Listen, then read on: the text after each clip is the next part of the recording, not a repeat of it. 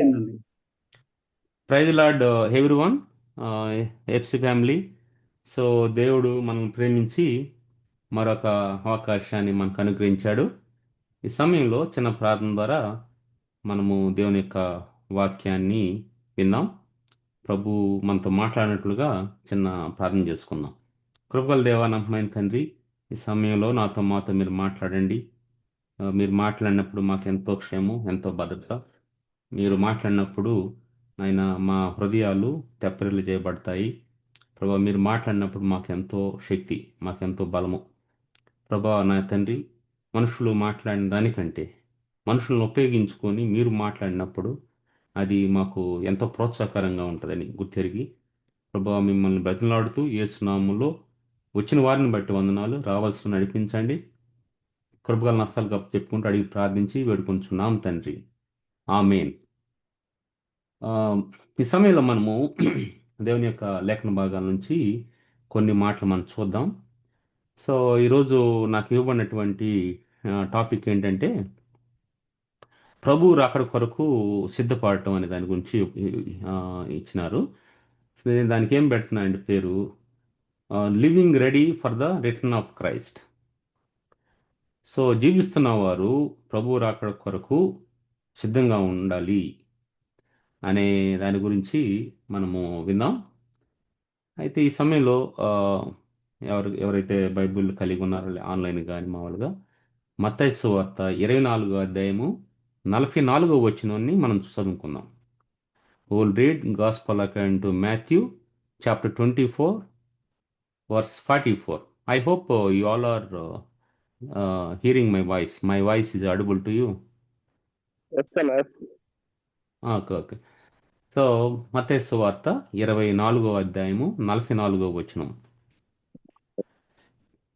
ఎవరిని మీరు చదవగలుగుతారా? అలా చదవమంటారా? చదవండి. మీరనుకలని గడియలో మనుష్య ఆ, కుమారుడు వచ్చును, ఉమ్, గనుకనే మీరు సిద్ధంగా ఉండు. ఉమ్. ఇప్పుడు ప్రతి దానికి ఆ, సమయం అనేది తెలుస్తూ ఉంటుంది అనమాట. ఏంటంటే మనం ఎక్కడ ట్రైన్కి వెళ్ళాలంటే ఫలానా ట్రైన్ ఫలానా టైంలో వస్తుంది అని తెలుస్తుంది. బస్సు కూడా టైం ఉంది. లేకుండా ఫ్లైట్ ఉందంటే ఫ్లైట్ కూడా ఫలానా టైంలో ఉందని తెలుస్తుంది. మనసుకు మేము వెళ్ళే స్కూల్స్ కానీ ప్రతి దానికి కూడా ఆ, అది ఎంత చిన్నదైనా, no matter how big it is, how small it is, అది ఎంత పెద్దది ఎంత చిన్నది అనేది కాకుండా ఆ, ఒక సంస్థ కానీ ఏదైనా ఉందంటే ప్రతి దానికి టైం ఉంటుంది అనమాట. పలానా టైంలో జరుగుతుంది. ఏదైనా ప్రోగ్రామ్ ఉన్నా కూడా పలానా టైంలో ఈ ప్రోగ్రామ్ జరుగుతుంది, పలానా టైంలో ఇటువంటి కార్యక్రమం అదే జరుగుతుంది అని ఉంటుంది అనమాట. కొంచెం లేట్ అయినా కూడా మన Indian stretchable time IST. So 10 గంటలు కానీ అనుకో, 10 గంటలకు వెళ్తే బాగుండదులే, ప్రమాదం జరిగిపోద్ది. కాబట్టి మనము 10 గంటల కంటే చిన్నగా అందరూ లేటుగానే వస్తారులే అనేది డిఫాల్ట్ ఉంటుంది అని 10 గంటల కంటే 10:30కి 11 గంటలకు కూడా వస్తారు. కొంతమంది అయితే ఇక చివరికి కూడా వస్తారు. ఇక కొద్ది నిమిషాల్లో ముగిస్తారనగా అప్పుడు కూడా వస్తారు. సంఘాల్లో కూడా ఎట్ట జరుగుతుందంటే చివరికి ఇక ఇన్ని గంటలకి చర్చి అంటే కొంతమంది లాస్ట్ బెనడిక్షన్ టైంకి వస్తారు కొంతమంది. అది చాలా వాళ్ళది ఇంకా చాలా ఫాస్ట్ అనమాట. వాళ్ళు దేనికి ఆ టైంలో వచ్చేదంటే ఆశీర్వాదం కొరకు వస్తారని. అట్లాగా ఎవరి ఇష్టం వచ్చిన టైంలో వాళ్ళు ప్రత్యేక మనకి అక్కడ టైం పాలన అనేది చాలా తక్కువ మంది ఫాలో చేస్తూ ఉంటారు. ఈ విధంగా ఉంటుంది. అయితే ప్రభు ఇక్కడ తను మనకు సెలవిస్తుందంటే ఫలానా టైంలో వస్తాను నేను అని చెప్పట్లే. ఎందుకంటే మనం చాలా తెలియగల వాళ్ళని. ప్రభు కొన్ని గంటల్లో అన్నాడంటే అప్పుడు వాక్యాలు గుర్తు చేసుకొని ప్రభు ఇప్పుడైనా కూడా మనల్ని త్రోసివేడు కదా, ఇప్పుడు వచ్చినా కూడా మనల్ని దగ్గర రమ్మని చెప్తాడు కదా. కాబట్టి పాపిని ఆయన త్రోసివేసేవాడు కాదు కదా. కాబట్టి మనము ప్రభుల్లో ఆ, ఈ విధంగా పాపక్షమ పొందాం, ప్రభు దగ్గర పాపాలు ఒప్పుకొని ప్రభువుని నమ్ముకుందాం అన్న ఆలోచనకి లోనవుతారు. ఆ విధంగా ప్లాన్ వేస్తారనమాట. చాలా ప్లాన్స్ ఉంటాయి. దేవుడు మనల్ని సృజించిన ఆయన మనకంటే గొప్ప ప్లానర్ కాబట్టి మరి వీళ్ళు ఇన్ని రోజులు ఇష్టానుసారంగా జీవించి లాస్ట్ టైం కోసం చూస్తారు, అప్పుడే సిద్ధపడతారు వీళ్ళు. కాబట్టి వీళ్ళకి టైం చెప్పకూడదని చెప్పేసి ఎక్కడ కూడా దేవుడు టైం రాయించి పెట్టలే. సో కాబట్టి ఆయన ఏ టైంలో వస్తారయ్యా అంటే అనుకున్న గడిలో. అదేం టైం, ఏఎం పిఎం అంటే అదే, అసలు అదేం కాదు, అది ఏం కాదు పిఎం కాదు, ఏదో ఒక టైంలో ఆయన ఖచ్చితంగా వస్తాడనేది చెప్పాడు, కానీ ఏ టైంలో వస్తాడని చెప్పలే అక్కడ. ఏ సీజన్లో వస్తాడని చెప్పలా. అయితే మీరు వచ్చేటప్పుడు, అంటే ప్రభు వచ్చేటప్పుడు పరిస్థితులు ఇట్లా ఉంటాయి, ఈ విధంగా రాజ్యం మీదకి రాజ్యం, ఇంట్లో కూడా ఒకరి మీద ఒకరు లేస్తారు, ఎక్కడ చూసినా కూడా నెమ్మది ఉండదు, ఇటువంటి పరిస్థితులు జరుగుతూ ఉంటాయి అని ఆ, ఆ, దేవుని యొక్క లేఖన భాగాల్లో రాయించాడు అనమాట. అంటే ఈ విధంగా ఉంటుంది ఆ ఎన్విరాన్మెంట్ అని దేవుడు మాట్లాడుతూ వచ్చాడు. అది ఇక్కడ మనం గమనించాల్సింది ఏంటంటే, ఆయన వస్తానని చెప్పాడు, అయితే మనం ఆయన్ని ఎదుర్కోవటానికి సిద్ధంగా ఉన్నామా? మనము బ్యాచులర్ అయితే మనం ఒక్కరిగా సిద్ధంగా ఉన్నామా? లేదా కుటుంబం అయితే కుటుంబం అంతా సిద్ధంగా ఉందా? అంటే ఇది by one get one free కాదు ఇది. ఆ, అంటే మన దేవుని దగ్గరికి వెళ్ళడం అనేది, రెండో రాకను ఎదుర్కోవటం అనేది, కుటుంబంలో ఒకరు ప్రభుని తెలుసుకుంటే మిగిలిన అంతా కూడా ఇక వెళ్ళిపోతారు అతనితో పాటు, అతను పట్టుకుంటూ వెళ్ళిపోతారు అనుకోవటానికి కాదు. సో ఇక్కడ ప్రతి ఒక్కరు కూడా కుటుంబం అనే ఒక నావలో, కుటుంబం అనే ఒక పడవలో ఉన్నటువంటి ప్రతి ఒక్కరు కూడా రక్షణ అనుభవం అనేది కలిగి ఉండాలి. రక్షణ అనుభవం అనేది చాలా అవసరం. అదే ఒక వీసా. ఇప్పుడు బయట దేశానికి వెళ్ళటానికి వీసా ఏ విధంగా అవసరం, పరలోకానికి వెళ్ళటానికి రక్షణ అనేది అనే వీసా అనేది అవసరం. రక్షణ అనే వీసా అవసరం. కాబట్టి ఆ వీసా ఎవరికైతే ఉంటుందో వాళ్ళే అక్కడికి వెళ్తారు. ఇప్పుడు మన కుటుంబంలో ఎంతోమంది ఉన్నారు. మనం అనుకుంటాం చాలాసార్లు మనం రక్షణ పొందాము, భార్య రక్షణ పొందింది, పిల్లలంటే వాళ్ళకు కూడా వచ్చేస్తలే ఇక నా హాఫ్ టికెట్, ఫుల్ టికెట్ అన్నట్టుగా ఆలోచిస్తారు. అట్లా కాదు, చాలా కుటుంబాలు ఇదే ఉంటాయి. ఏమి నువ్వు ప్రభుని తెలుసుకున్నావంటే, మా తాతల దగ్గర నుంచి మేము క్రిస్టియన్స్ అంటాం. మా తాతల దగ్గర నుంచి క్రిస్టియన్స్ అంటే సరిపోదు. మా తాతలు నీతులు తాగారు, మా మూతులు వాసన కొట్టాయంటే సరిపోతానమాట. నువ్వు వ్యక్తిగతంగా ప్రభువుని సొంత రక్షణగా గుర్తెరిగావా? Do you have the experience of repenting for your sins, experience of salvation? So ఆ కన్ఫెషన్ అనేది నీలో ఉందా అనేది చాలా అవసరం అన్నమాట. నువ్వు ప్రభువు కొరకు నీ ప్రాణం ఇచ్చి, అదే నీ యొక్క ఆ, జీవితాన్ని ఇచ్చావా? ప్రభువుకి నీ హృదయంలో చోటు ఇచ్చావా? ఆహ్వానించావా ప్రభుని? నేను హృదయం అనే తలుపున తడుచు ఉన్నాను, ఎవరైతే నా స్వరం తలుపు తీస్తారో వారితో వచ్చి నేను సహవాసం చేస్తాను అంటున్నాడు, కలిసి భోజనం చేస్తాను అంటున్నాడు. సో మనము వ్యక్తిగతంగా ఎవరైనా ఫ్యామిలీ ఎంతమంది ఉంటే అందరూ కూడా, సో వారు వ్యక్తిగతంగా ప్రభువుకి, ప్రభువా మీరు నా హృదయంలో రండి అని ఆహ్వానించిన వారుగా ఉండాలి. ప్రభు దగ్గర పాప క్షమాపణ పొందిన వారిగా ఉండాలి. రోమాలో అంటూ ఉంటాడు, నోటితో ఒప్పుకొని హృదయమందు విశ్వసించాలి. ఇది జరిగినప్పుడు ఆ, సో అది వాడు రక్షణ కలిగినారు అని మనం గుర్తిరుగుతాం. అయితే ఈ కుటుంబంగా ఆయన్ని ఎదుర్కోవటానికి మనం సిద్ధంగా ఉన్నాం. ఆయన వస్తాడు ఖచ్చితంగా. చెప్పిన ఆయన, ఆయన మనుషుడు కాదు మాట చెప్పి తప్పటానికి. అవునని కాదని కానీ, కాదని అవునని కానీ ఆయన అట్లా చేయడు. ఆయన ఖచ్చితంగా తూచి కట్ట అని ఆయన దగ్గర రబ్బర్ ఉండదు. మన దగ్గర రబ్బర్ ఎట్లా ఉంటుందో తప్పులు పోయి తుడుచుకోవడానికి, ఆయన దగ్గర రబ్బర్ ఉండదు. సో ఆయన చెప్పినప్పుడు ఖచ్చితంగా ఆయన చేస్తాడు, ఖచ్చితంగా జరిగిస్తాడు ఆయన. సో కాబట్టి ఆ, మనము ఆయన వస్తున్నాడు, ఆయన ఖచ్చితంగా వస్తాడు ఒక దినాన అని ఆయన్ని ఎదుర్కోవడానికి సిద్ధపడుతున్నామా? మనం ఏ విధంగా ఒక ట్రైన్కి వెళ్ళాలంటే, ఒక బస్కి వెళ్ళాలంటే తగిన రీతిలో సిద్ధపడి అక్కడికి వెళ్తామో, సో ఆ విధంగా ప్రభు, మనం ఎక్కడికి వెళ్ళాల్సిన అవసరం లే. మనం ఉన్న చోట మనం సిద్ధంగా ఉన్నామా? ప్రభు వచ్చినప్పుడు మనం ఎక్కడున్నప్పుడు ఒక పలాని జంక్షన్లోకి వస్తాడు, అక్కడ నుంచి అందరినీ ఎక్కించుకుని వెళ్తాడు అనేది కాదు. అక్కడ మనం ఎక్కడున్నామో అక్కడ సిద్ధపడి ఉన్నామా అనేది ప్రశ్న మనందరికి కూడా. అయ్యా నేను చాలా సంవత్సరాల నుంచి క్రైస్తవునిగా ఉంటున్నానంటే, జెండాలు చాలామంది దగ్గర ఉంటాయి, కానీ క్రీస్తుని కలిగి నడుచుకోవటం అనేది అది ప్రభు కోరుకుంటుంది. నువ్వు క్రిస్టియన్ కుటుంబంలో పుట్టావు, లేదా నువ్వు క్రైస్తవ ఆ, పద్ధతులు నీకు బాగా నువ్వు నచ్చినాయి, నీవు దాని ప్రకారం ఉంటున్నావు అంటే ఇది కాదు, పద్ధతులు కాదు. ఈ కస్టమ్స్ ఇవన్నీ సంబంధించినవి కాదు. క్రీస్తుకు నీవు హృదయం ఇచ్చావా? క్రీస్తుని అంగీకరించావా?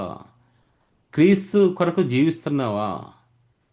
ఇది సింపుల్గా అంగీకరించిన కొంతమంది మేము కుటుంబంలో ఇట్లా ఉన్నాం కాబట్టి మేము క్రైస్తవులు అని చాలామంది ఒక అపోహలో ఉంటారు. అది కాదు ప్రభు కోరుకుంటుంది. ప్రభు కొరకు మనము ఏ విధంగా కొన్ని సాక్రిఫైస్ చేస్తున్నాము, ఏ విధంగా మనము దేవుని కొరకు లోకంలో ఉన్నా కూడా ఏ విధంగా లోకానికి వేరుగా ఉండి జీవించగలుగుతున్నాం. ఇప్పుడు చేప సముద్రంలో ఉంటుంది. అయితే చేపను తీసినప్పుడు చేపలో ఉప్పేం ఉండదు. సముద్ర నీళ్ళన్నీ ఉప్పే. కానీ చేపను తీసినప్పుడు దాంట్లో ఉప్పు అనిపించదు లోపల. సో అట్లాగే మనం ఈ లోకంలో ఉన్నప్పుడు ఎంతవరకు పాపం లేకుండా పాపలోకంలో మనం జీవిస్తున్నాం. అట్లా జీవించడం చాలా సాక్రిఫైస్తో, అది చాలా త్యాగంతో కూడుకున్న పని. చాలా నువ్వు కొన్ని వదులుకోవాలి నువ్వు. అది చాలా ముఖ్యం అన్నమాట.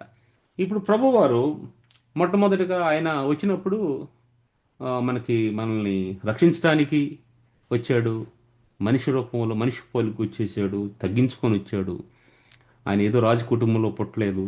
ఒక మనిషిగా ఆ, ఒక సామాన్యమైనటువంటి పేద కుటుంబంలో, ఒక కార్పెంటర్ కుటుంబంలో ఆయన జన్మించాడు. ఉం? ఆయన మన పాపాల కోసం చనిపోయాడు. అయితే ఈసారి ప్రతిసారి అదే విధంగా వచ్చి ఆయన ఇట్టి చేయాలంటే కాదు. నెక్స్ట్ టైం ఎట్లా వస్తాడు ఆయన? ఆయన వచ్చి రాజుగా వస్తానంటున్నాడు. తర్వాత రాజుగా వచ్చాడంటే ఎట్లా ఉంటుంది ఆయన కమింగ్? చాలా హుందాగా ఉంటుంది, గొప్పగా ఉంటుంది. మహిమతో వస్తానంటున్నాడు నెక్స్ట్ వచ్చేటప్పుడు. తర్వాత ఏమంటున్నాడు? తీర్పు తీర్చడానికి వస్తున్నాడు ఈసారి వచ్చినప్పుడు. పోయిన ఇంత ముందుకు వచ్చినప్పుడేమో తీర్పు నుండి తప్పించడానికి, మనిషిని తప్పించడానికి వస్తే, ఇప్పుడు మాత్రం తీర్పు తీర్చడానికి వస్తానంటున్నాడు. ఇంతకుముందు గొరిపిల్లగా వస్తే ఇప్పుడు సింహంగా, పదం సింహంగా వస్తానంటున్నాడు. ఇప్పుడు అటువంటి సింహాన్ని ఎదుర్కోవటానికి అటువంటి ఆ, ఆయన తీర్పు తీర్చడానికి వస్తున్నాడు అని చెప్పినప్పుడు ఆయన ఎదుర్కోవడానికి ఎంతమంది సిద్ధంగా ఉన్నాం? అందులే ఎంత జీవితం అంతా నిస్సారం అయిపోయింది. అదే మాటలు అయ్యే ఎంతోమంది చెప్తా ఉన్నారు. ఆ నిరాశ పడిపోయి మనము ప్రభువుని ఎదుర్కోవాలన్న ఆశ లేకుండా జీవిస్తున్నామా అనేది చాలా ప్రాముఖ్యమైనది. తెలుసుకోవాలన్నమాట మనం. ఏది సత్యమైంది, మనం ఎంతవరకు సిద్ధంగా ఉంటున్నాము అని మనం పరీక్షించుకోవాల్సిన సమయం మనం.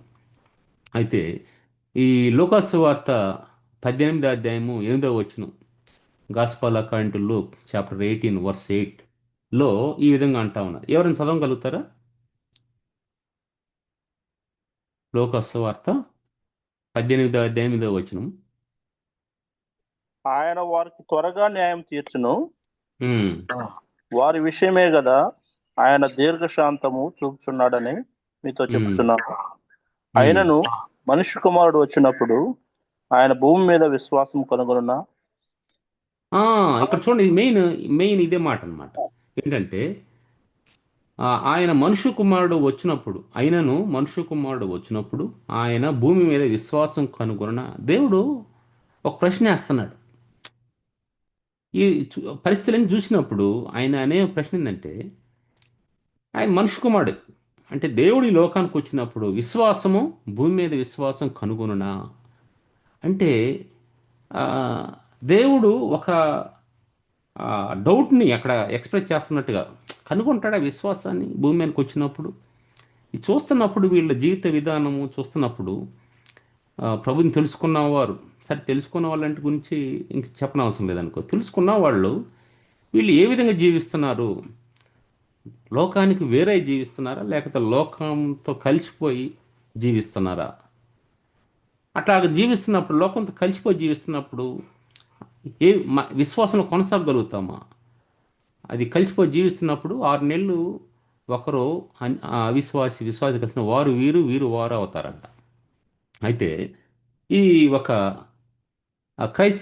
క్రైస్తవుడుగా ప్రభు కొరకు వేరుగా ప్రత్యేకమైన జీవితం కలిగి ఆ విశ్వాసం కలిగి కొనసాగలుగుతారా?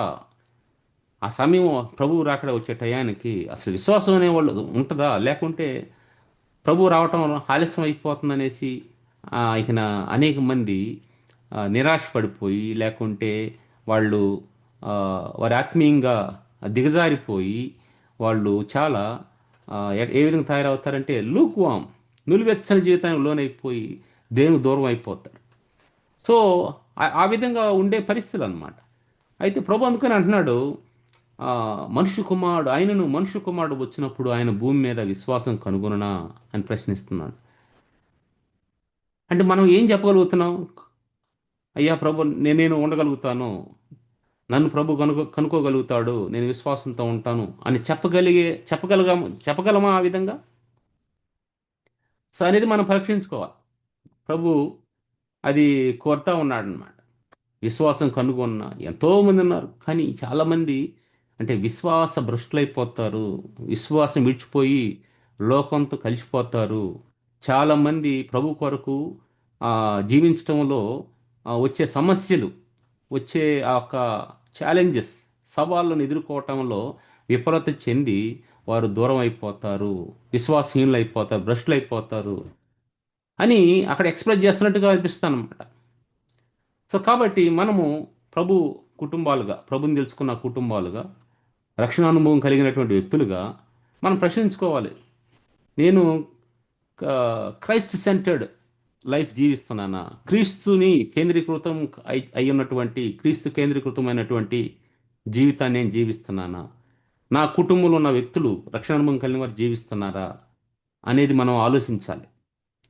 అంత మాత్రమే కాకుండా నా వ్యక్తిగతంగా నేను ప్రభుత్వం ఎటువంటి సహవాసం కలిగి ఉన్నాను, నా సహవాసం ఎలా ఉంది, అమావాస్య పౌర్ణానికి ప్రభుతో కాంటాక్ట్ అవుతున్నానా, లేకపోతే రెగ్యులర్గా ఉంటున్నానా అనేది మనము పరీక్షించుకోవాలన్నమాట. ఒకసారి ప్రార్థన చేస్తే, ఒక రోజు చేస్తే రెండు, ఇక నా తర్వాత అబ్బో చాలా ఎక్కువ అయిపోయిందనేసి కొన్ని రోజులు అడ్రస్ ఉండరు. ఒకసారి వాక్యం వింటే "ఆ, నేను వెళ్ళాను కదా", ఇంకని కొన్ని వారాలు అసలు అడ్రస్ ఉండరు. ఎక్కడున్నావంటే నీ స్వరం విన్నప్పుడు నేను ఫలానా చోట ఉంటుని అన్నట్టుగా ఉంటుంది కొంతమంది ప్రవర్తన. సో ప్రభుత్వ సహవాసం కలిగి ఉంటున్నామా మన వ్యక్తిగతంగా అనేది చాలా అవసరం అన్నమాట. తర్వాత ఇంకొక మనం ప్రశ్నించుకోవాల్సిందంటే, మనము క్రిస్టియానిటీ అనేది ఒక మతంగా మనం భావించి దాని యందు ఒక కొన్ని పద్ధతులు, ఆచారాలను బట్టి ఆ, మనము నడుచుకొని దాని ప్రకారం అది చేస్తున్నామా, లేకుంటే క్రీస్తుని క్రీస్తు యందు మన యొక్క ఆలోచన విధానం, క్రీస్తుని మనము కలిగి, లేక ఇంకా క్రీస్తుని వెంబడిస్తూ మనం జీవిస్తున్నామా అనేది చాలా అవసరం అనమాట.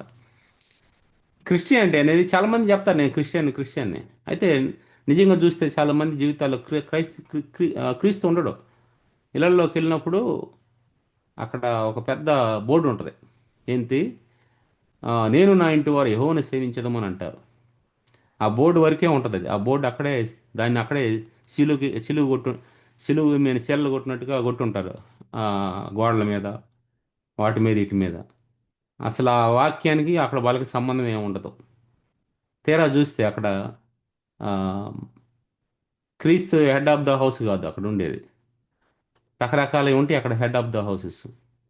కొంతమందికి ఆ కుటుంబంలో ఆ, కొన్ని అలవాట్లు, లోక సంబంధమైన ఆచారాలు, సాంప్రదాయాలే అవే హెడ్ వాళ్ళకి. కొంతమందికి ఎక్కువగా ఎంటర్టైన్మెంట్, కొంతమంది ఎక్కువగా ఇక సంపాదన, ఈ వాళ్ళకి head of the departments. So కొంతమందికి ఇంకా రకరకాల విషయాలు అన్నమాట. ఈ నేత్రాశ, శరీరాశ, జీవపడమంతో మొదటి యోహాను 2:15 చూస్తే అక్కడ అంటాడు కదా, లోకంలో ఉన్నదంతా అనగా శరీరాశియు, నేత్రాశియు, జీవపడమమును తండ్రి వలన పుట్టినవి కావు, అవి లోక సంబంధమైనవి. ఆ మూడు ఉంటాయంట. ఈ మూడు డిపార్ట్మెంట్లు అద్భుతంగా రూలింగ్ చేస్తూ ఉంటాయి గృహాల్లో. నేను తీరా చూస్తే అక్కడ ఏంది, హెడ్ ఆఫ్ ది డిపార్ట్మెంట్ ప్రభు అని ఉందే, ఈ హెడ్, ఇంటికి హెడ్ అని అంటే అది అంతవరకే. ఆ బోర్డు పెట్టినంత ఆ గ్యాప్ వరకు అంతవరకే. ఎక్కడైతే బోర్డు పెట్టారో ఆ బోర్డు వరకే హెడ్ ఆఫ్ ద, ఈయన ప్రభు ఈ ఇంటికి, అదే ఆ ఒక దానికి ఆయన హెడ్గా ఉన్నాడు, తలగా ఉన్నాడు అనేది. తీరా చూస్తే మిగిలినంతా కూడా ఇవే ఉంటాయి అన్నమాట. నేత్రాశి, శరీరాశి, జీవపడము బాగా రూల్ చేస్తూ ఉంటాయి. ప్రభుకు అంత ప్రాధాన్యత ఉండదు. వ్యక్తిగత జీవితాల్లో ప్రాధాన్యత ఉండదు, కుటుంబ జీవితంలో ప్రాధాన్యత ఉండదు. ఆ, ప్రభువుని వెంబడించే విధానంలో సరైనటువంటి అవగాహన ఉండదు. ఆ విధంగా ఉంటుంది. సో కాబట్టి మనం ఇక్కడ తెలుసుకోవాల్సింది వీటి నుంచి విడుదల పొందాలి. క్రైస్తవులంగా విశ్వాసం కనుగొన్నానంటే, ప్రభు ఈ లోకానికి వచ్చినప్పుడు భూమి మీద విశ్వాసాన్ని కనుగొన్నంటే, విశ్వాసం నుండి తప్పించేవి ఈ మూడు, ఈ పెద్ద మేజర్ డిపార్ట్మెంట్స్. ఆ, ఈ లోకం అనే ఒక యూనివర్సిటీలో మనల్ని తప్పించే మూడు డిపార్ట్మెంట్లు ఏంటంటే నేత్రాశ, శరీరాశ, జీవడము. కనపడినంత మనకే. ఉమ్, సో కొద్దిగా ఉండటం భయం, దాన్ని ఎగ్జాగరేట్ చేసి ఎంతో గొప్పగా. ఉమ్, జీవపటము ఇది శరీరాశ, నేత్ర కనపడినంత మనకే. జీవడము అంటే ఏదో గొప్పగా, అంటే ఈ విధంగా అన్నట్టుగా అక్కడ ఏమి ఉండదు అట్లాగా. మళ్ళీ గొప్పగా చెప్పుకోవటము, ఇవన్నీ కూడా చాలా జరుగుతూ ఉంటాయి. సో వీటి మీద మనకి విజయం పొందకపోతే ఉపయోగం లేదనమాట. అరబీ క్యామిల్ స్టోరీ లెక్క ఉంటుంది, టెంట్ క్యామిల్ స్టోరీ లెక్క ఉంటుంది. కొంచెం తల పెట్టేసి తెల్లారేసరికి ఒంటి లోపల ఉంటే ఓనర్ బయట అంట, గుడారం బయట. సో అటువంటి స్టోరీ అయిపోద్ది. అట్లాగే వీటిని జయించాలి మనం. ఈ నేత్రాశ, శరీరాశ, జీవపడము అనే డిపార్ట్మెంట్స్ని జయించగలిగితే అప్పుడు నేను నా ఇంటి వారు యెహోవాను సేవించదము అన్న చెప్పిన స్టేట్మెంట్కి, దేవుడు ఈ ఇంటికి ఆయన తలగా ఉన్నాడని చెప్పేదానికి సరిపోద్ది అనమాట. అది ప్రభు కోరుకుంటా ఉన్నాడు ఆ, తన తన పిల్లల నుంచి అనమాట. సో ఏ విధంగా మనం వీటిని జయించగలుగుతామనంటే, సో ఏదో ఇక మనము గన్నులు తీసుకొని, లేకపోతే గొప్ప గొప్పగా ఇక ఏదో నైఫులు తీసుకొని ఉంటాం కాదు. అక్కడ రెండంచులు గల ఖడ్గం అనేటువంటి దేవుని ఒక వాక్యం. ఈ వాక్యం అనేది మనకి చాలా ప్రాముఖ్యమైనది. ఈ యొక్క వాక్యం మన జీవితాల్లో ఆ, ప్రథమ స్థానాన్ని కలిగి ఉండాలి. వాక్యము మన జీవితాన్ని రూల్ చేయాలి, పరిపాలించాలి. ఎవరో పరిపాలించడం కాదు, ఇక్కడున్న మూడు డిపార్ట్మెంట్లు కాదు, ప్రభు వాక్యం మనం పరిపాలించాలి. దేవుని ఒక వాక్యం, దేవుని ఒక మాట పరిపాలించాలి.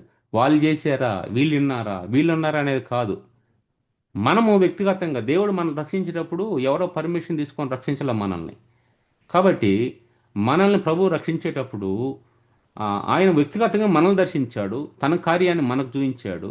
ఆ విధంగా మనము కన్విన్స్ అయ్యి ప్రభుని అంగీకరించాం. అంతేగాని ఎవరినో పర్మిషన్ తీసుకొని వాళ్ళ ద్వారా వీళ్ళ ద్వారా ఆయన చేయలే. కాబట్టి మనం చేసేటప్పుడు వేరే వాళ్ళతో పోల్చుకోకుండా, వేరే వాళ్ళతో మనము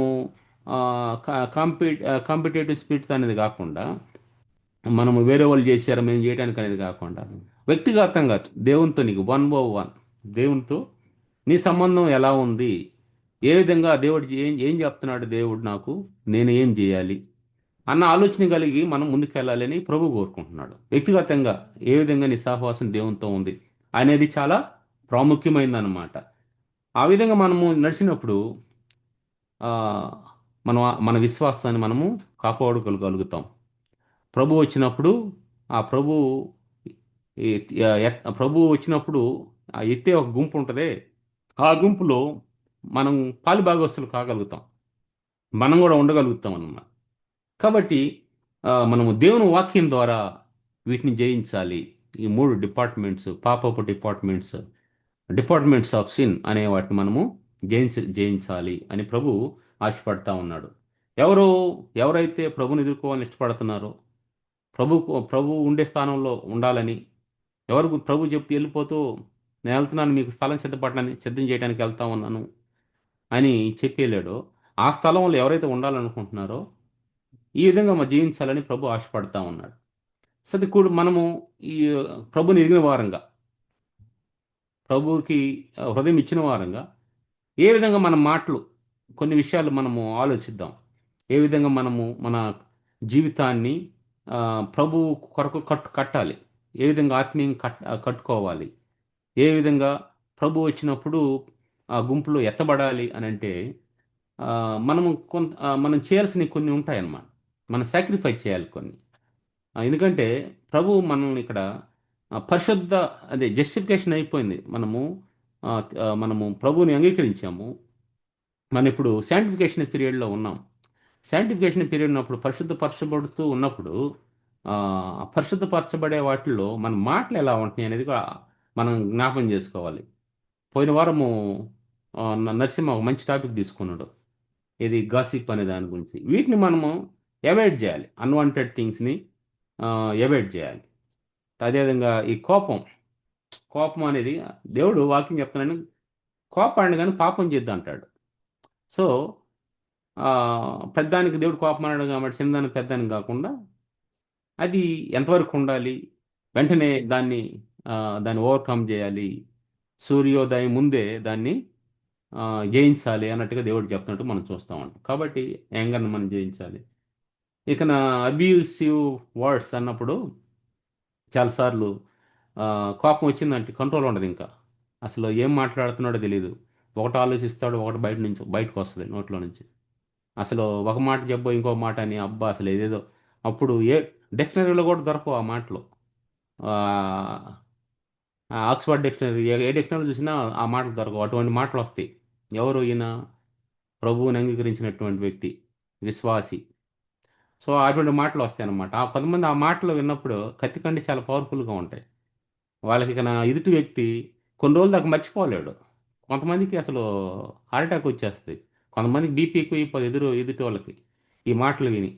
అటువంటి అనవసరమైనటువంటి చాలా హేయమైనటువంటి మాటలు రాకుండా జాగ్రత్త పడాలి. ఇంకొకరికి ఆ, అబద్ధాలు చెప్పడం అంటే మంచినీళ్ళు తాగినట్టుగా ఉంటుందన్నమాట. చిన్నదానికి పెద్దదానికి భలే చెప్తారు. అనేకమైన ఒట్లేసేస్తారు. తల్లి తోడు, ఆ తోడు, ఈ తోడు, అన్ని తోడులే. సో భలే వేసేస్తారు, భలే అబద్ధం చెప్పేస్తారు. అది కొంతమంది భయంతో వెంటనే ఒక మాట అనేస్తారు. సో అది కాదు ప్రభు కోరుకుంటుంది. మనము ఇట్లాంటివి చాలా ఉన్నాయి. వాటన్నిటిని కూడా మనం జయించాలి. అట్లా జయించినప్పుడు మనము క్రీస్తుని వేరే వాళ్ళకి చూపించగలుగుతాం. మనం ఇక్కడ ఉన్నామంటే మనం సిద్ధపడాలి, వేరే వాళ్ళని కూడా సిద్ధపరచాలి. ఏ విధంగా సిద్ధపరుస్తాం? నువ్వు కొంతమంది మాకు సాక్ష్యంగా ఉండాలి. అందుకని ప్రభు అంటున్నాడు కదా, మీరు నా బూదిగంతులకు సాక్షులుగా ఉండమని చెప్తున్నాను కదా. మనం సాక్షులుగా ఉండాలి, ముందు మనం జీవించాలి, ఆ తర్వాతే మనము సాక్షులుగా ఉండగలుగుతాం అన్నమాట. సో కాబట్టి ఇట్లాంటివి చాలా ఉన్నాయి మనం మాట్లాడే విధానంలో వచ్చాయి అన్నమాట.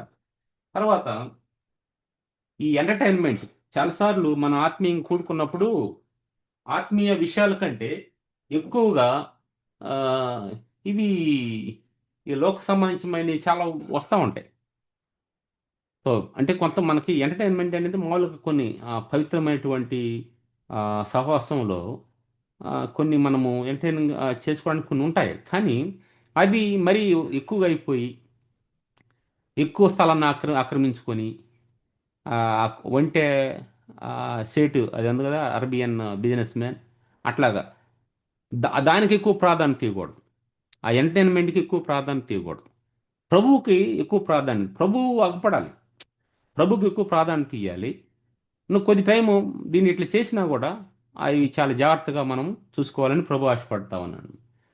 తర్వాత మనం ఏ విధంగా మన కుటుంబాలని వీటి ద్వారా ఇన్ఫ్లుయెన్స్ చేస్తున్నాం. మన కుటుంబంలో ఉన్నప్పుడు ఎటువంటి వాసన వస్తుంది? ఆనాడు ఆమె ఆ పాపాత్మైన స్త్రీ ప్రభు సీమోన్ ఇంట్లో ఉన్నాడని తెలిసినప్పుడు వెళ్ళిపోయి ఆమె ఆ అత్తరు ఆ, బుడ్డిని పాల్గొట్టేస్తుంది. పాల్గొట్టినప్పుడు ఆ ఇల్లంతా కూడా అంత అద్భుతమైనటువంటి మంచి వాసన వచ్చేసిందంట. ఇప్పుడు మన ఇళ్ళకి వచ్చినప్పుడు ఎటువంటి వాసన వస్తుంది? సువార్త సంబంధించినటువంటి ఆత్మీయ సంబంధించినటువంటి వాసన ఉంటుందా, లేకుంటే ఆ, లోక సంబంధించిన వాసన వస్తుందా, పాప సంబంధించిన వాసన వస్తుందా? ఏంటి బ్రదర్ వీటిలో వాసనలు కూడా ఉంటాయా అంటే, చాలామంది చూడండి, ఇంట్లోకి మామూలుగా టీవీలో ఉండడం తప్పు కాదు, కానీ అసలు దాని కంట్రోలే ఉండదు. ఒక ఛానల్ తర్వాత ఒక ఛానల్ ఏం ఏం చూస్తారో ఆ, ఎట్లా జరుగుతుందో తెలియదు. అసలు అది ఇంకా డబ్బా మోగినట్టుగానే ఉంటుంది. అసలు అక్కడ మాట్లాడుకోవటాలు ఇవన్నీ తక్కువ, ఆత్మీయ సమయంగా మాట్లాడుకోవటం తక్కువ. అసలు చూడటమే ఉంటుంది అక్కడ. అంటే కంటికే పని ఉంటుంది కానీ నోటికి పని ఉండదు. కొన్ని గృహాల్లో నోటికి అనవసరమైన మాటలు ఎక్కువ పని ఉంటుంది కానీ ఆ, ఆత్మీయ విషయాలకు ఎక్కువ పని ఉండదు. దాని గురించి అంతగా ఆలోచించరు. ఓ ఇదంతా చూస్తున్నాం వల్లే, ఇదంతా చేస్తున్నాం వల్లే అని ఒక నిరాశకరమైన జీవితం జీవిస్తూ ఉంటారు. సో కాబట్టి మనము ఈ యొక్క మన జీవితాల్లో, మన కుటుంబాల్లో ఈ ఎంటర్టైన్మెంట్కి ఎటువంటి ప్రాధాన్యత ఇస్తున్నాం? ఏ విధంగా ఈ సోషల్ మీడియా అనేది మన జీవితాన్ని రూల్ చేస్తూ ఉంది? ఒకదాని తర్వాత ఒకటి షార్ట్లు కానీ లేకుంటే ఇంకేదైనా కూడా ఒకదాని తర్వాత ఒకటి అసలు లాగుతూనే ఉంటాయి. టైం ఎంత అయిపోయిందో కూడా తెలియదు. ఆ విధంగా ఉన్నప్పుడు మనము దేవునితో ఏ విధంగా టైం స్పెండ్ చేయగలుగుతాం? ఎంత టైం స్పెండ్ చేయగలుగుతాం? అవి చూసేటప్పుడైతే ఆ, అసలు అంటే అవి చూస్తూ ఉన్నప్పుడు చూపు మరలదు. ఎంత ఏకాగ్రతతో, ఎంత ఫోకస్తో వాటి మీద. వాక్యం చదివినా, ప్రార్థనలో కూర్చున్నా, అబ్బో ఎన్నిసార్లు వాచి చూసుకుంటారు. అసలు ఎన్నిసార్లు ఎన్ని పనులు గుర్తొస్తాయి. అసలు ఎప్పుడు లేని నిద్ర అంతా అప్పుడే వస్తుంది. ఇప్పుడు కూడా అంత టైం కొంచెం కూర్చునేసరికి అబ్బో ఎంతో టైం అయిపోయింది అన్న ఆలోచనలు వస్తూ ఉంటాయి. కాబట్టి ఇవి చాలా అవసరం. మనము ఆ, ఏ విధంగా మన కుటుంబాలను నింపుకుంటున్నాము, ఎటువంటి వాటితో నింపుకుంటున్నాము అనేది. అదేవిధంగా ప్యూరిటీ అండ్ ఇంటిగ్రిటీ ఇది చాలా అవసరం. క్రైస్తవుడిగా పవిత్ర జీవితం. ప్రభు ఏమంటున్నాడు? నేను పరిశుద్ధం కనుక మీరు కూడా పరిశుద్ధులై ఉండండి అని ప్రభు చెప్తున్నాడు. కాబట్టి క్రైస్తవ జీవితంలో పరిశుద్ధత అనేది చాలా ప్రాముఖ్యమైనదన్నమాట. అదేవిధంగా ఇంటిగ్రిటీ, యథార్థంగా నడుచుకోవడం అనేది చాలా అవసరం. ఏ గాలికి ఆ సాపు కాదు. ఇటు గాలి కొడితే ఇటు గాలి. అసలు నీ స్టాండర్డ్ ఏముంది? నువ్వు క్రైస్తవుడిగా ఉన్నప్పుడు నువ్వు ఏ విధంగా జీవించాలి? ఒక 10 మంది వచ్చి ఒకదాన్ని సత్యాన్ని అసత్యం అని చెప్పినప్పుడు, అవును అసత్యమే అనకూడదు. సత్యమే అని సత్యాన్ని సత్యం చెప్పాలి. నువ్వు ఆ విధంగా ఒప్పుకోగలిగి ఉండాలి. ఒక క్రైస్తవుడిగా సత్యం వైపు నిలబడాలి. నువ్వు ఒక్కడ ఉన్నా సత్యం వైపు నిలబడే వ్యక్తిగా ఉండాలి. అంతేగాని మెజారిటీ ఉన్నట్టుగా ఈ రాజకీయ నాయకులు మెజారిటీ ఉన్న వాళ్ళ పక్షంగా నిలబడి, ఓ ఇతను ఎంతమంది తీసుకొచ్చాడో అతనికి ఏదైనా కానీ ఆ విధంగా ఉంటే కాదు క్రైస్తవుడు. సత్యానికి ఆ, అందుబాటులో సత్యం వైపు నిలబడాలి. అది ప్రభు కోరుకునేదన్నమాట. సో కాబట్టి మనము పవిత్రమైన జీవితం జీవించాలి. అది యథార్థమైన జీవితం జీవించాలని ప్రభు కోరుకుంటూ ఉన్నాడు. అదేవిధంగా మనము మన యొక్క రిలేషన్, మన యొక్క సంబంధ బాంధవ్యాలు, మన కుటుంబంలో కానీ, మన బంధువుల మధ్య కానీ, లేకుంటే మన స్నేహితుల మధ్య కానీ ఏ విధంగా మన రిలేషన్ ఉంటుంది? ఖచ్చితంగా సమస్యలు వస్తాయి. ఆ, ఎ- ఎక్కడైతే మోర్ దాన్ 1 పర్సన్ ఉంటాడో ఖచ్చితంగా సమస్య ఉంటుంది అక్కడ. వచ్చినప్పుడు మనకి చాలా బాధాకరంగా ప్రవర్తిస్తారు. కానీ వాటిని జయించడానికి మనము ప్రభు కొరకు ఉండాలన్నమాట. సో ప్రభు కొరకు మనము నమ్మంగా, యథార్థంగా ఆ, మనం ప్రభు కొరకు జీవించాలి. వాళ్ళతో మనం రిలేషన్ మెయింటైన్ చేయాలి. ఒకళ్ళ ముందు కొంచెం కొన్ని జరిగి బాధపడ్డా, కోప్పడ్డా, తర్వాత మళ్ళీ పలకరించుకోవటం, మాట్లాడటం. చిన్నపిల్లల స్వభావం కలిగి ఉండాలి అక్కడ. చిన్నపిల్లల్ని చూడండి. ఎన్నెన్నో మాట్లాడేస్తాడు, కోపం వచ్చి ఇసిరేస్తాడు, అది వేస్తాడు. తర్వాత వచ్చి అసలు ఏం తెలియని వాళ్ళలాగా, అసలు దానికి సంబంధమే లేదు, అసలు ఏం జరగలేదు అన్నట్టుగా ఉంటాడు. సో ఆ విధంగా ఉండాలని ప్రభు ఆశపడతా ఉన్నాను అనమాట. మన యొక్క రిలేషన్ వేరే వ్యక్తులతో ఏ విధంగా ఉంది అనేది చాలా అవసరం అనమాట. ఆ విధంగా మెయింటైన్ చేయటం అనేది, మంచి సంబంధం కలిగి ఉండటం అనేది చాలా అవసరం. ఇంకా మనము ఆత్మీయంగా కొన్ని మనము ప్రాక్టీస్ చేయాలి వీటితో పాటు. ఆ, అంటే ఇవన్నీ కూడా మన ఏ విధంగా మన పద్ధతులు ఉంటున్నాయి అనే దాని గురించి ఆలోచిస్తే, ఇప్పుడు ప్రభుతో మనం ఎదగటానికి, ప్రభువులు ఎదగటానికి, ప్రభు రాక కొరకు సిద్ధపడుతున్నారా ఈ గుంపు? ఆ, వీళ్ళు ప్రభు కొరకు ఆశతో ఎదురు చూస్తున్నారు అని ఆ, ఉంటున్న వారు ఏ విధంగా ప్రభు కొరకు సిద్ధపడాలని అంటున్నా అంటే, ప్రతిరోజు మనము ప్రార్థన చేయాలి. డైలీ ప్రార్థన చేయాలి. తర్వాత బైబిల్ చదవాలి, వాక్యం చదవాలి. ఈ అన్నం కూర లాంటిది అనమాట. అన్నం ఒకటే తింటానంటే సరిపోదు, కూర ఒకటే ఉంటే సరిపోదు. అన్నం కూర రెండు ఉండాలి. సో ఇక మనము ప్రార్థనా జీవితము, వాక్యం చదవటము, ఈ నువ్వు దేంతో గడుపుతావో అది నీలో జీవితంలో అగపడుతుంది. నీ హృదయం, నువ్వు గడిపే దాంతోనే నీ హృదయం నింపబడుతుంది, మన హృదయం నింపబడుతుంది. అదే రేపు ఆ, అదే ఏదన్నా ఎక్కడన్నా మాట్లాడేటప్పుడు కూడా అదే బయటకు వస్తుంది. కాబట్టి దేనితో మనం గడుపుతున్నాము అది చాలా ప్రాముఖ్యమైంది. దేవుడు ఏమంటున్నా అంటే, నువ్వు నా కొరకు ఎదురు చూస్తుంటే, నన్ను ఎదుర్కోవాలని చూస్తా ఉంటే, నీలో ఏం రావాలంటే నువ్వు ప్రార్థన చేయి. అందుకని అంటాడు ప్రభు, నువ్వు శోధనలో ప్రవేశించుకున్నట్లు ప్రార్థన చేయాలయ్యా అంటున్నాడు. ఆయన చేసాడు, మనం చేయమని చెప్తున్నాడు. అక్కడ ఆయన సిలువ సిలువకి అంటే అతన్ని తను అప్పగించుకోవడానికి ముందు ఆ పేతురు, యాకోబు, యోహానుల్ని కొండ మీద తీసుకెళ్ళి ప్రార్థన చేయండి అయ్యా అని చెప్పేసి చెప్పి ఆయన కొంత దూరం వెళ్ళి ప్రార్థన చేస్తున్నట్టుగా మనం చూస్తాం అక్కడ. అట్లాగా కాబట్టి విసుక్కుండా చేయండి, మానక చేయండి, శోధనలో ప్రవేశించకుండా చేయండి అని ఆ, ప్రవేశించుకున్నట్లు ప్రార్థన చేయమంటాడు. కాబట్టి ప్రార్థన క్రైస్తవ జీవితానికి చాలా అవసరం. సంఘాల్లో ఎక్కువగా లేకపోతే వ్యక్తిగత జీవితాల్లో, కుటుంబాల్లో ఎక్కువ అశ్రద్ధ చేయబడుతున్న కార్యక్రమం ఏదైనా ఉందా అంటే ప్రార్థనే. కానీ ఒక క్రైస్తవుడు, క్రైస్తవ కుటుంబం, ఒక క్రైస్తవుడు లేకపోతే ఒక క్రైస్తవ సంఘము నిలబడాలి, ఎక్కువ కాలము పనిచేయాలి, ప్రభు కొరకు అనేకమైన ఫలాలు ఫలించాలి, వర్ధిల్లాలి అంటే ప్రార్థనా జీవితం చాలా అవసరం. ఆ పార్ట్ చాలా నెగ్లెక్ట్ చేయబడతా ఉంది. దాన్ని ఇది దేని వల్ల నెగ్లెక్ట్ అవుతుందో మనం పరీక్షించుకొని, సో ఆ ప్రార్థనకు ఎక్కువ ప్రాధాన్యత ఇవ్వాలి. అదేవిధంగా వాక్యం చదవాలి. మనము బైబిల్ స్టడీ చేస్తాం, ఎన్నో క్వశ్చన్లు, ఒక క్వశ్చన్ వేయడంతో ఎన్ని ఆన్సర్లు వస్తాయో, ఎన్ని. ఈ విధంగా మనం చేస్తూ ఉన్నప్పుడు వ్యక్తిగతంగా మనము ధ్యానించాలి. క్వైట్ టైం, రోజు క్వైట్ టైం, ఇవన్నీ చాలా అవసరం. నేను ఎన్నో సంవత్సరాల నుంచి క్వైట్ టైం చేస్తున్నాను, ఇప్పుడు అవసరమా అంటే కాదు, ఇప్పుడు కూడా అవసరమే. ఎన్నో సంవత్సరాల నుంచి భోజనం చేస్తున్నాను, ఇప్పుడు తినటం అవసరమా అనే ఆ మాట రాదుగా. ఆ మాట వచ్చిందంటే ఆ, అప్పుడు ఆలోచించి చూడు. ఒకరోజు తినపోతేనే ఇక నా ఆ, ఆ తోటకూర కాడలాగా బాగా వాడిపోయి, అబ్బో ఇక నా ఎన్నో రోజుల నుంచి తిన్నట్టుగా ఉంటుంది పరిస్థితి. కాబట్టి ఆ విధంగా శారీరక భోజనం లేకపోతే అట్లా ఉంటుంది. అయితే ఆత్మీయమైన ఆహారం లేకపోతే ఎట్లా ఉంటుందో ఆలోచించండి ఒకసారి. కాబట్టి మనము ఆత్మీయ ఆహారము కలిగి ఉండాలి, వాక్యం చదవాలి. ఆ వాక్యం మనల్ని నేను పాపం చేయకున్నట్లు, నీ ఎదుట నేను పాపం చేయకుండా నీ యొక్క వాక్యం నా హృదయంలో దాచుకున్నా అంటాడు. టైం లేదు కాబట్టి అన్ని నేను రెఫరెన్స్ చూపించట్లేదు కానీ. సో ఇట్లాగా దేవుని యొక్క వాక్యము మనకు చాలా అవసరము క్రైస్తవ కుటుంబంగా మనము ఎదగటానికి. తర్వాత ఆరాధించాలి ప్రభుని పాటల ద్వారాను, ఆ, మనము వ్యక్తిగతంగా నోటి మాటల ద్వారా ఆరాధించాలి. ఆత్మతోను సత్యంతోను ఆయన ఆరాధించాలి. అదేవిధంగా మనం మాట్లాడుకునేది కూడా ఆత్మీయ సంభాషణ ఉండాలి. ఎంత సంపాదించావు, ఎంత వడ్డీలకి ఇచ్చావు, ఇవి కాదు. సో ఎన్ని ఎన్ని ఎంత ల్యాండ్ కొన్నావు, ఎంత కొన్నావు, ఇది కాదు. పోయే టైంకి మనకి ఇక బాక్స్ కూడా సరైనది బెటరు. 6 ఫీట్లు 6 ఫీట్స్ అంటే ఇది సరైనది, ఆ బాక్స్ కూడా సరైనది ఉండదు. సో ఇక తీసుకెళ్ళి ఎక్కడ పెడతారంటే, ఎక్కడో ఇక్కడ ముళ్ళ కంచెలు ఉంటాయి, కొన్ని సరి చేసి అక్కడ కొంత ఆ ల్యాండ్ని కొంచెము క్లియర్ కూడా చేయరు, అక్కడే దవ్వేసి తర్వాత అయిపోద్ది మన పని. సో మన పేరు మీద అద్భుతమైన విన్ చేసుకొని తింటారు, అయిపోద్ది జీవితం. ఇప్పుడు బ్రతికున్నప్పుడేమో దానికోసం జీవితాంతం ఇదే పర్మనెంట్గా ఉండేది మన జీవితంలో, ఇంతకు మించి వేరొకటి లేదు అని చాలా దానికోసమే ప్రయాసపడుతున్నట్టుగా ఉంటుంది. కానీ ఆ టైం వచ్చేసరికి ఆ, అది మనతో ఏం రాదన్న విషయం మనకు బాగా తెలుసు.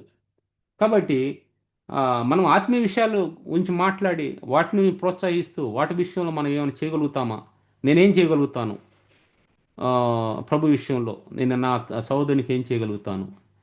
సో ఆ విధంగా ఆలోచిస్తూ అవి ఆత్మీయ విషయాలు మాట్లాడాలి.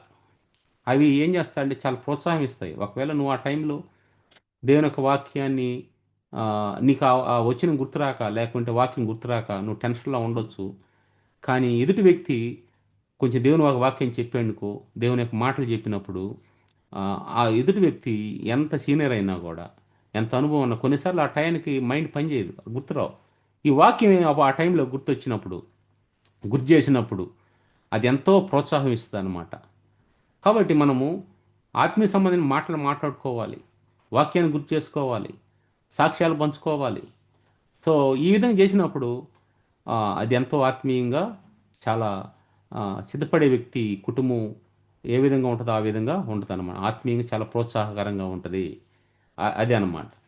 సో అట్లా చెప్పుకోవటం మళ్ళీ ఏదో గాసిప్ అనుకోకుండా, గాసిప్ అన్నప్పుడు అది ఆత్మీయంగా నష్టం తీసుకొచ్చేదైతే దానివల్ల నుంచి విషయం ఆలోచించాలి. ఆత్మీయంగా ఉపయోగకరంగా ఉన్నది, ప్రోత్సాహకరంగా ఉన్నది అని అంటే అది కాదు. అందుకని ఏమంటున్నా అంటే, ఈ యొక్క సామెతలు 22వ అధ్యాయం 6వ వచనం చూస్తే మనకు బాగా తెలిసిందనమాట. బాలుడు నడవలసిన మార్గాన నడవలసిన త్రోవను వానికి నేర్పుము, వాడు పెద్దవాడైనప్పుడు దాని నుండి తొలగిపోడు. నేర్పించాలి. అందుకని మేము బీవీఆర్పి అనేది బైబిల్ వర్సెస్ రెసిటేషన్ ప్రోగ్రామ్ అని జరుపుతా ఉన్నాం. ముందు వాక్యం అనేది వాళ్ళలో ఉంటే ఆ, తర్వాత ఆ వాక్యము సమయం వచ్చినప్పుడు వారిలో కార్యం జరుగుతుంది అన్నమాట. సో ఇప్పుడు మొబైల్లో అనేక యాప్స్ ఉంటాయి. యాపే లేనప్పుడు మనం ఏ విధంగా వాడుకోగలుగుతాము అవసరమైనప్పుడు? ఆ యాప్ ఉన్నప్పుడు, అప్పుడు ఆ వాడకపోయినా తర్వాత అది అవసరత వచ్చినప్పుడు వాడతాం. దేవుని వాక్యం ఏం చెప్తుంది? నువ్వు దేవుని వాక్యాన్ని ప్రకటించినప్పుడు అది ఖాళీగా మళ్ళీ తిరిగి రాదంటాడు. కాబట్టి ఒక వ్యక్తి హృదయంలో ఒక వాక్యం ఉన్నప్పుడు ఆ టైంలో అర్థం చేసుకోకుండా చదివి ఉండొచ్చు. కానీ ఆ వాక్యం ఉంటే తర్వాత అతను కొన్ని పరిస్థితులు కూడా వెళ్తున్నప్పుడు దేవుడు ఆ వాక్యాన్ని గుర్తు చేస్తాడు. చేసి ఈ విధంగా దాని అర్థం ఇట్లా అనే తెలియజేస్తాడు. That is how holy spirit God will work for the children of God to explain the scriptures. దేవుని ఒక వాక్యాన్ని వివరించడానికి పరిశుధాత్ముడు ఆ విధంగా సహాయం చేస్తాడు. సో కాబట్టి దేవుని వాక్యాన్ని మనం అర్థం చేసుకొని పిల్లలకి నేర్పించాలి. మనం కూడా నేర్చుకోవాలి. నేర్చుకున్నప్పుడు ఆ వాక్యం మనల్ని జాగ్రత్తగా కాపాడుతుంది, భద్రపరుస్తుంది, తప్పుకోకుండా చూస్తుంది అనమాట. అందుకని నడవలసిన మార్గం చూపించాలంట. ఇదే ఆ మార్గం, ఈ మార్గం మంచిది, యేసు మార్గం అని చూపించాలి. వేరు వేరు మార్గాలు చూపించామంటే ఆ మార్గంలో వెళ్తాడు. పిల్లోడు కదా, వాడికి నడవలసిన మార్గం ముందు చూపించినప్పుడు ఓహ్ ఇదే అంటారు. సీనియర్ చెప్పినప్పుడు అదే అనుకుని వెళ్ళిపోతారు అనమాట. కాబట్టి దేవుని యొక్క లేఖన భాగాల్ని పిల్లలకి నేర్పించాలి. అప్పుడు అవి పెద్దవైనప్పుడు వాళ్ళు తప్పిపోకుండా ఆ ఆ ఒక వాక్యమే వాళ్ళని భద్రపరుస్తుంది. కాబట్టి ఆ, మనము ఈ సంఘాల్లో లేక మన కుటుంబాలు పిల్లలకి దేవుని యొక్క వాక్యం నేర్చుకోవడానికి హెల్ప్ చేయాలన్నమాట. అదేవిధంగా మనం ఆత్మీయంగా క్రైస్తవ కుటుంబాలు ఆత్మీయంగా ఏం చేయాలి? మెలకుగా ఉండాలి. కొంతమంది చూడండి ఆత్మీయంగా నిద్రిస్తూ ఉంటారు. ఆత్మీయంగా నిద్రతూ ఉంటారు. మనము దేవుని యొక్క రొట్టె రసాలు ఆ విషయాల్లో చెప్తూ అనేక మంది నిద్రిస్తున్నారు, రోగులు ఉన్నారు, అనేక మంది నిద్రిస్తున్నారు అంటాడు. అది స్పిరిచువల్ డెత్, ఆత్మీయ మరణం. ఆత్మీయంగా అక్కడ ఏమైపోతారు వాళ్ళు? చాలా ఆ, అంటే ఇక ఎటువంటి ఆ, జీవం లేని వారికి ఉండిపోతారనమాట. ఆత్మీయంగా మెలకు కలిగి ఉండాలి. మెలకు కలిగి ఉండాలి. చాలాసార్లు మనకు ఎదురయ్యే నిరాశ నిస్పృహ సంఘటనలను బట్టి, ఉన్న బాధలను బట్టి, సమస్యలను బట్టి ఇగ్నోర్ చేస్తాం. ఏందిలే అబ్బా ఏం చూస్తున్నాంలే, ఈ పిల్లల చూస్తే అట్లా ఉన్నారు, నా జాబ్ ఏమి ఎట్లా ఉంది, ఇటు చూస్తే ఆ ప్రాబ్లం ఈ ప్రాబ్లం ఈ ప్రాబ్లం, ఆ ప్రాబ్లంతోనే మన మనసు నిండిపోద్ది. కానీ ఆ సమయంలో దేవుడు ఎక్కడైనా ప్రాబ్లం లేదు రాకుండా ఉంటుంది నీకని చెప్పాడా? లోకంలో మీకు శ్రమ కలుగుతుంది, ధైర్యం తెచ్చుకుని నేను లోకాన్ని జయించాను అని చెప్పాడు. కాబట్టి జయించిన ఆయన పట్టుకొని ఉంటే బాగుంటుంది. కానీ అయ్యో పలానా అతనికి ఇది సమస్య వచ్చిందంటే ఇంతకుముందు, సో మనకు కూడా ఇదే సమస్య వచ్చింది, మన జీవితం ఏమైపోద్దో అని ఇక కొంతమంది లబోదిబో అని కొట్టుకుంటూ చాలా భయపడిపోతారు. అతని ఎక్స్పీరియన్స్ నీ ఎక్స్పీరియన్స్ ఎందుకు అయ్యిద్ది? ప్రభు నీ జీవితంలో ఉన్నాడు కదా. మన జీవితంలో ఉన్న ప్రభు ఆ, ఆయన కార్యం చేయకుండా ఉంటాడా? ఉం? ఆయన సొంత కుమారుడిని ఇచ్చిన ఆయనతో పాటు మనకి ఏమడుగుతున్నా ఏమోడా? ఎవరికైనా ఒగ్గాన కుమారుడు కంటే గొప్పది ఏమైనా ఉంటుందా? అటువంటి కుమారుని మన కోసం ఇస్తే మనకు వచ్చే సమస్యలు తీర్చడంలో, మనకు వచ్చే విషయాల్లో ప్రభు మనం నడిపించడంలో ఆ, అది ఆయనకి ఇబ్బందికరంగా ఉంటుందా? ఇష్టం ఉండదా? సో ఈ విషయం గమనించాలి మనం. గమనించి మనము ఆత్మీయంగా అంటే మెలుగు కలిగి ఎవరు ఏ సమస్యలు వచ్చి ఏ విధంగా అనుకున్నారు వాళ్ళ విషయాలు అంటే మనం ప్రార్థన చేయొచ్చు. వాళ్ళ విషయాలు మన ఇన్ఫ్లుయెన్స్ అయిపోయి మనం ఏదో మన జీవితం అంతా నాశనం అయిపోయింది అనుకోవద్దు. మనం ఏ పరిస్థితులు ఉన్నా కూడా ప్రభు మనల్ని తప్పించగల సమర్థుడు ఆయన. నాకు ఆయన అంటాడు కదా, is there any thing hard for him, is there anything impossible for him. నాకు ఏదైనా అసాధ్యమైందా ఉందా అని అంటాడు. కాబట్టి ఆయనకి ఏం అసాధ్యంగా ఉంటుంది? కాబట్టి మనము ఏదో తొందరపాటు పడి ఏదో భయపడిపోకుండా ఆత్మీయంగా ఎదుగుదల కలిగి ఉండాలి, ఆ ఒక మెలుగు కలిగి ఉండాలని ప్రభు కోరుకుంటాం అనమాట. చాలాసార్లు మనము ఆ, అంటే మనం ప్రభు పిల్లలంగా ఈ మెలుగు కలిగి మనం నడుచుకోవాలి. ఎట్లాగా? చాలాసార్లు మనం మన యొక్క ఆత్మీయంగా ఎందుకు మనము మెలుగుగా ఉండలేకపోతామంటే మనకి ఈ లోకం సంబంధించినంతా ఉంటుంది. ఈ లోకం సంబంధించిన విషయాలన్నీ కూడా మనం డిస్టర్బ్ చేస్తూ ఉంటాయి. అంత మెటీరియలిస్టిక్గా తయారు చేస్తాయి వస్తువు సంబంధించిన విషయాల్లో. తర్వాత ప్రార్థన చేయలేము ఉన్న పరిస్థితులన్నింటిని బట్టి. తర్వాత ఇవి ఆ, ఎందుకంటే నులివెచ్చని జీవితానికి గురి చేస్తాయన్నమాట. అందువల్ల మనము స్పిరిచువల్గా మెలుగు కలిగి ఉండలేము చాలాసార్లు. అనేక పరిస్థితులు ఇటువంటివన్నీ కూడా మనల్ని చేస్తూ ఉంటాయి. అయితే మనము ఆత్మీయంగా అట్లా నిద్రపోయే పరిస్థితిలో ఉండటానికి కారణం ఏం తెలుసా? ప్రార్థన చేయకపోవటం. తర్వాత ఆ, ఆత్మీయ అంటే వాక్యం అంటే ఆశ లేకపోవటం. ఆశ ఉండదు. రోజు వింటున్నాం కదా, ఇప్పుడు నుంచో వింటా ఉన్నాం, అన్ని నిన్నో మనము అటెండ్ చేస్తా ఉన్నాం.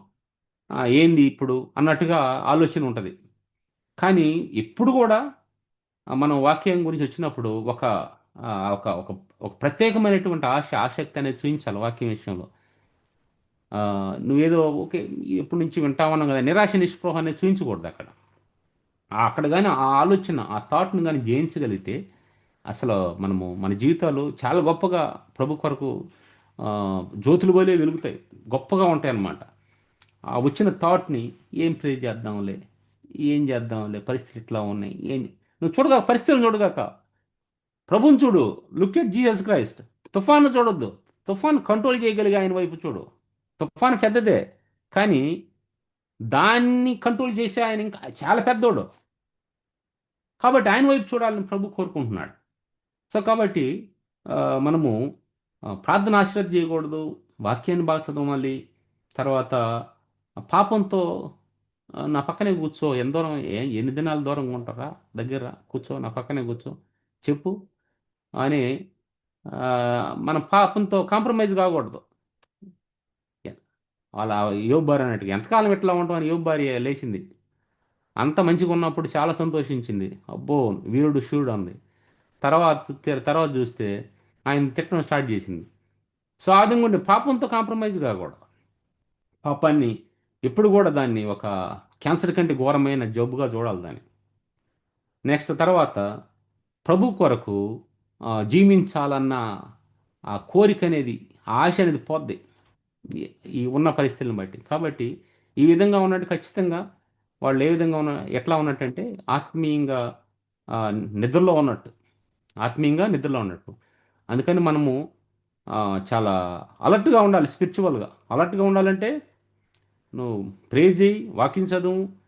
అది ఇక ఏదన్నా అడ్డంకు ప్రభుకి నీకు మధ్యలో ఏదో అడ్డంగా ఉంటే రిపెంట్ అవ్వు, దాని గురించి ప్రభు దగ్గర క్షమాపణ అడుగు. ప్రభా, ఈ పొరపాటు జరిగింది, క్షమించు అని ప్రభు దగ్గర అడిగితే ప్రభు క్షమించడానికి సిద్ధ మనసు కలిగిన వాడు అనమాట. ప్రభుకు నమ్మకంగా ఉండాలి. ప్రభుకు నమ్మకంగా ఉన్నప్పుడు గొప్ప కార్యాలు మనం చూడగలుగుతాం అనమాట. అదేవిధంగా ప్రభు ఏమంటున్నాడంటే ఇది డిసెప్షన్, ఈ యొక్క మోసకరమైన జీవితం గురించి ఆయన మనకి హెచ్చరిస్తున్నాడు. కుటుంబంగా నువ్వు చాలా ఏదో చాలా సరే ఇంతవరకు మనం ఎట్లా ఉండాలి, వాకింగ్ వైపు ఏ విధంగా ప్రభుత్వ సహవాసం ఉండాలి ఆలోచిస్తున్నాం. మనము క్రైస్తవ అదే ఆ, క్రిస్టియన్డంలో ఉన్నటువంటి బోధలు అవి తప్పుదో నడిపించే విధంగా ఉంటాయి. ఆ మధ్య ఆఫ్రికా దేశం ప్రభు వస్తున్నాడని ఎవరు చెప్పారని, పలానా టైంలో వస్తారని అందరూ ఉన్నాయి అమ్ముకొని అటు చేసి ఇటు చేసి పోయి కొండ మీద నిలబడితే ఏముంది అక్కడ, బూడిద, ఏం జరగలే అక్కడ. సో దానివల్ల ఎంతో డిస్టర్బ్ అయిపోయిన వాళ్ళు, దూరంగా అయిపోయి ఇట్లాంటి ఆ యొక్క బోధలు. ఆ,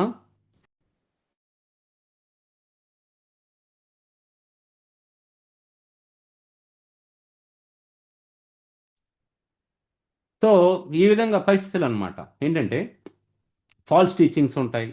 నెక్స్ట్ మోరల్ డిక్లైన్, తప్పు బోధనలు చెప్పటము.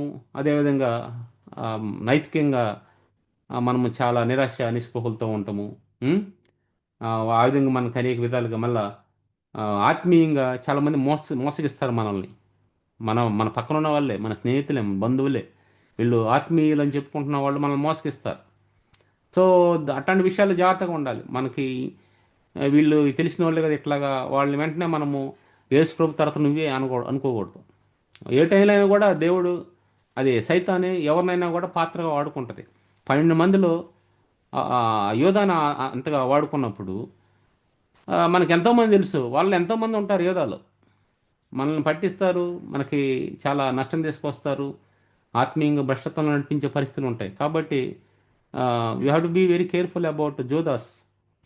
సో అట్లాగనమాట.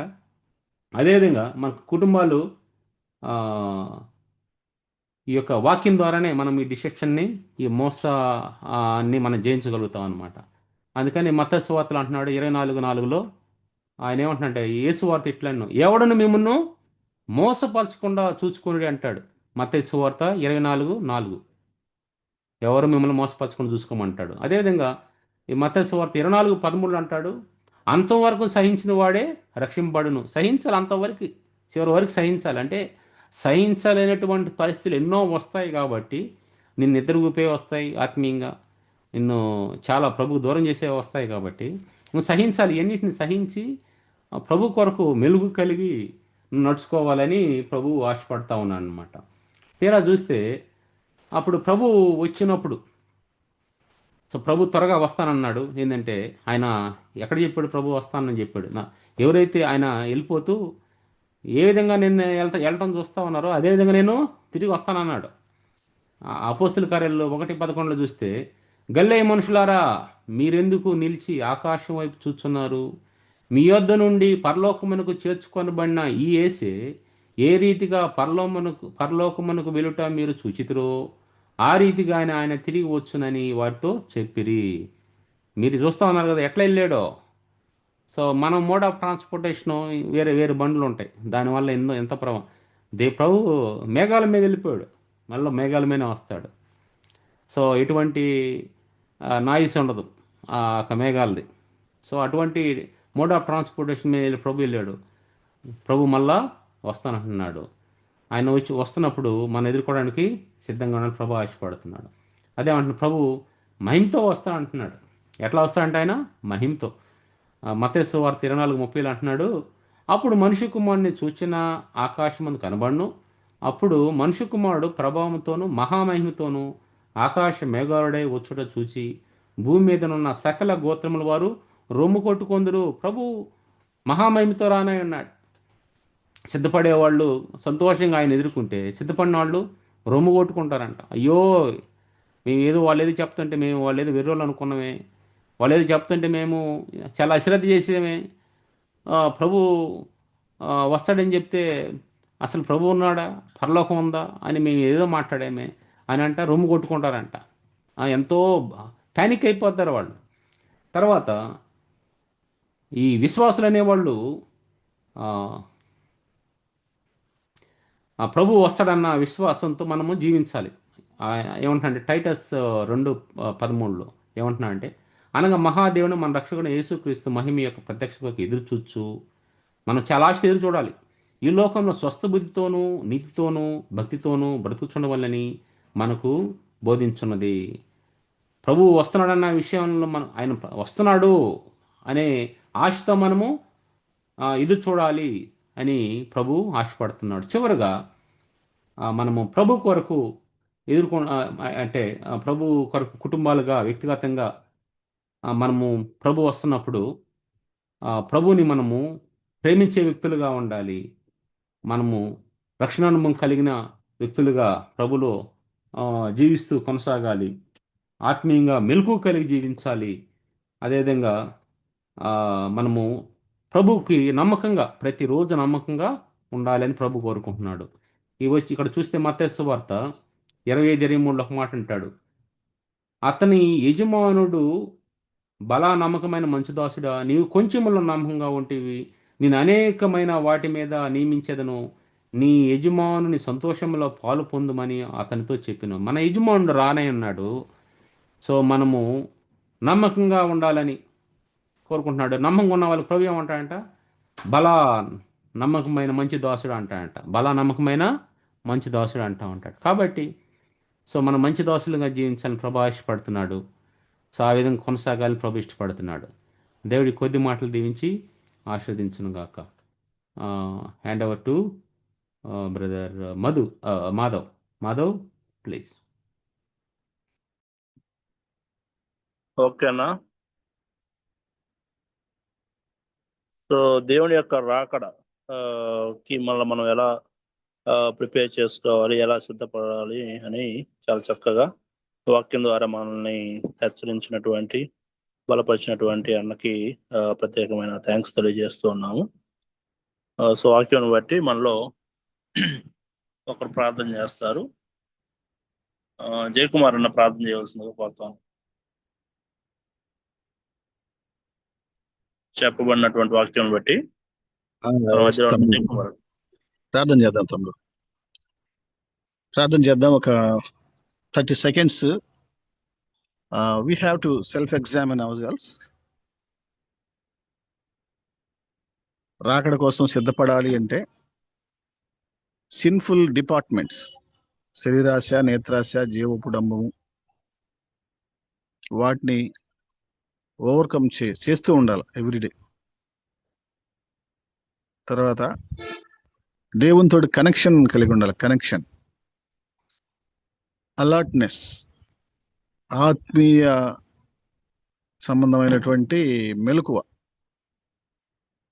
సిన్ఫుల్ డిపార్ట్మెంట్స్ ఉన్నట్లే మనకు కూడా బైబిల్, తర్వాత దేవునితోటి ప్రార్థన చేయడం, దేవుడు మనతో మాట్లాడటం, సహవాసం, మనకు కూడా 3 డిపార్ట్మెంట్స్ ఉన్నాయి.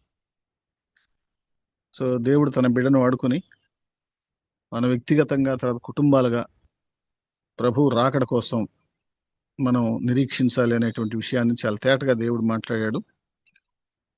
వాక్యంలో ఉన్న విషయాలనే చాలా క్లియర్గా జేకి చెప్పడం జరిగింది. మనం సిద్ధంగా ఉన్నామా? వ్యక్తిగతంగా మన కుటుంబాలు సిద్ధంగా ఉన్నాయా? తర్వాత ఒక మాట చాలా ఇంట్రెస్ట్గా చెప్పాడు. అంటే ఒకటి కొంటే ఒకటి ఫ్రీ అనేది లోకంలో ఉంటది. ఒకరు మారుమనసు పొందితే ఇంకొకరిని దేవుడు తీసుకెళ్తాడు అనేది అది కుదరదు. ఇక్కడ బై 1 అండ్ గెట్ 1 అనేది కుదరదు.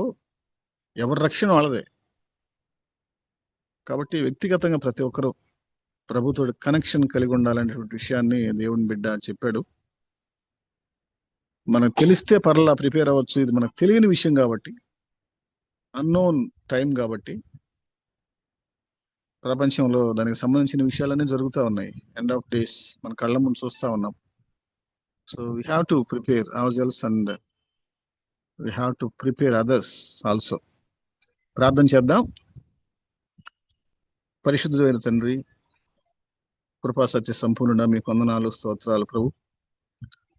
నాయన, ఎదుగో నీ బిడ్డని వాడుకొని ఈరోజు వాక్యంలో ఉన్నటువంటి చాలా విషయాలు ప్రభు నాయన రాకడ కోసం ప్రిపేర్డ్నెస్ కలిగి ఉండటానికి మీరు మాకు బోధించినందుకు నాయన మిమ్మల్ని స్తుతిస్తా ఉన్నాం ప్రభు.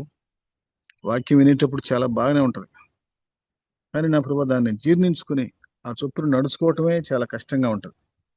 కాబట్టి నా ప్రభు ప్రతిరోజు నా ప్రభు మమ్మల్ని మేము సెల్ఫ్ ఎగ్జామిన్ చేసుకొని ఆ సిన్ఫుల్ డిపార్ట్మెంట్స్ నా ప్రభు ఎదిరిస్తూ మీరు మాకు ఇచ్చినటువంటి ఫెసిలిటీస్ని ప్రభు ఉపయోగించుకుంటూ మేము మీరు రాకడ కోసం సిద్ధపడేటువంటి కృపనాయన మాకు దయచేయండి. ముఖ్యంగా నా ప్రభు మేము చాలా ఘోరమైనటువంటి రోజుల్లో నా ప్రభు మేము ఉంటా ఉన్నాం.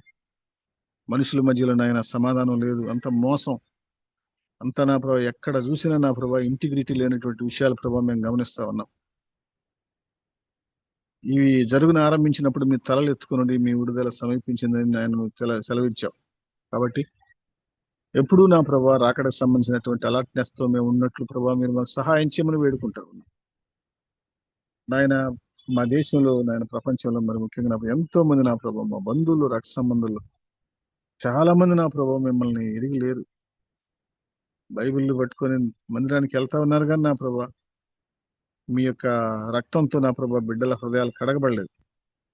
దయతో నాయన సహాయం చేయండి. నాయన మీ రాకడ మీరు ఆలస్యం చేస్తున్నారు మా కోసమే ప్రభు నాయన కృప చూపించండి తండ్రి, సహాయం చేయండి. ఈ వాక్యం ద్వారా నా ప్రభు మేము బలపరచబడి నాయన మీ రాకడ కోసం ఎప్పుడు నాయన ఎదురు చూసే బిడ్డలుగా ఉన్నట్లు కృప చూపించమని వేడుకుంటా ఉన్నాం. ఇదిగో ఈ గ్రూప్ లో ఇప్పుడు జాయిన్ అయినటువంటి ప్రతి బిడ్డ కోసం ప్రార్థన చేస్తున్నాం. ఎవరు వెనక విడవబడకుండా సహాయం చేయండి, ఎవరు నిర్లక్ష్యంగా ఉండకుండా సహాయం చేయండి. నాయన ఇదిగో నా ప్రభు మేము భయంతో వణుకుతో నా ప్రభు మా రక్షణ కొనసాగించినట్లు మీరు సహాయం చేయమని వేడుకుంటున్నాం. నాయన మా తండ్రి, ఇదిగో ఈ వాక్యం ఇచ్చినటువంటి బిడ్డను ప్రభా మీరు వాడుకోండి. తన కుటుంబం నా ప్రభా దూర ప్రాంతాల్లో ఉంటుంది నా ప్రభా, తనని తన కుటుంబాన్ని వారి రాకపోకలని మీ కంట్రోల్లో ఉంచుకొని నియంత్రించండి నా ప్రభా. వాళ్ళు ప్రతి అవసరాన్ని యేసునామములో తీర్చమని వేడుకుంటున్నాం. మరొకసారి నా ప్రభా మమ్మల్ని అందరినీ మీ చేతికి సమర్పించుకోండి, దీవించి ఆశీర్వదించండి, కృప చూపించండి. ఈ దినం రాలేకపోయినటువంటి బిడ్డలు రికార్డింగ్ నాయన విని నాయన మేలు పొందినట్లు సహాయం చేయండి. మరొకసారి నా ప్రభా వాళ్ళు సమయానికి వచ్చినట్లు మీరు కృప చూపించండి. ఇదిగో ఈ టాపిక్ తీసుకున్న బిడ్డని, లీడ్ చేసిన బిడ్డని, ఈరోజు పాటల్లో నడిపించినటువంటి బిడ్డల్ని మీకు అప్పగించుకుంటున్నాం ప్రభు. దీవించి ఆశీర్వదించండి, కృప చూపించండి. యేసు ప్రభు నామములో స్తుతించి ప్రార్థించి వేడుకుంటున్నాము తండ్రి. ఆమేన్. ఆమేన్. Thank you. So it's time for praising and prayer.